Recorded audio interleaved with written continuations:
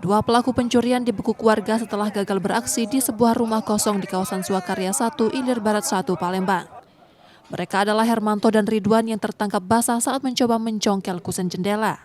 Polisi menyebut kedua pelaku sudah beberapa kali menyasar rumah tersebut dengan mengambil kusen, daun pintu hingga plafon.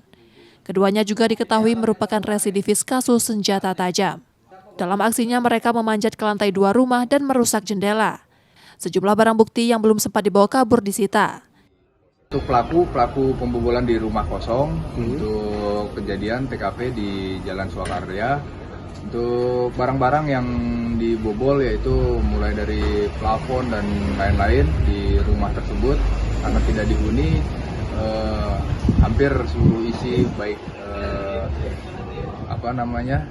jendela-jendela juga di